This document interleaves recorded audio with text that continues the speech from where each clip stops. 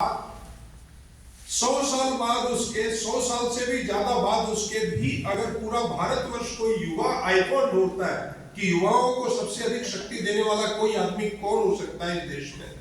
तो 100 साल पहले पैदा हुए स्वामी विवेकानंद ही देश के सामने आकर खड़े होते हैं। वो कहते हैं कि पूरी शताब्दी में ऐसा कोई उत्पन्न नहीं हुआ, इस लेवल का, इस लैडर का कोई व्यक्ति पूरी शताब्दी में उत्पन्न नहीं हुआ जो कि युवाओं को इतनी शक्ति दे पाए। और देश ने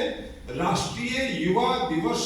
इस कार्यक्रम को 12 जनवरी स्वामी जी की जयंती से जोड़कर और 12 जनवरी को राष्ट्रीय युवा दिवस घोषित किया गया। इससे आप अंदाज कर सकते हैं एक व्यक्ति के जीवन का कितना बड़ा असर पूरे राष्ट्र के जनजीवन पर होता है, और 1-2 वर्ष नहीं सैकड़ों साल बाद भी वो असर आज भी जिंदा है। ये अनइमेजिनेबल, अकल्पनीय जैसी बात है। आप कल्पना करके देखो ना, जरा अपने जीवन से जोड़ कर देखो, सोच कर देखें तो एक व्यक्ति जो कन्याकुमारी के समुद्र के बीच में चट्टान के ऊपर बैठकर अपनी नियति ढूंढ रहा है, उस समय ढूंढ रहा है जब ठाकुर जी का देहावसान हो जाता है, ठाकुर जी का हाथ से चला जाता है, और तब स्वामी विवेकानंद सोच रहे हैं व्हाट नेक्स्ट, अब क्या। क्योंकि जब तक ठाकुर जी है तो ठाकुर जी का मार्गदर्शन है, ठाकुर जी का संसर्ग है, ठाकुर जी की कृपा है, ठाकुर जी का बताया हुआ काम है, उसमें लगे हुए। पर ठाकुर जी गए तो अब उनके सामने प्रश्न है, अब क्या।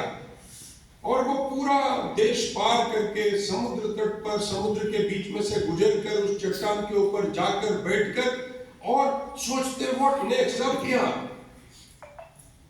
और अकल्पनीय बात जो यहां पर खड़ी होती है कि वो एक व्यक्ति उस समय में उस चट्टान के ऊपर बैठकर ऐसा निर्णय करता है,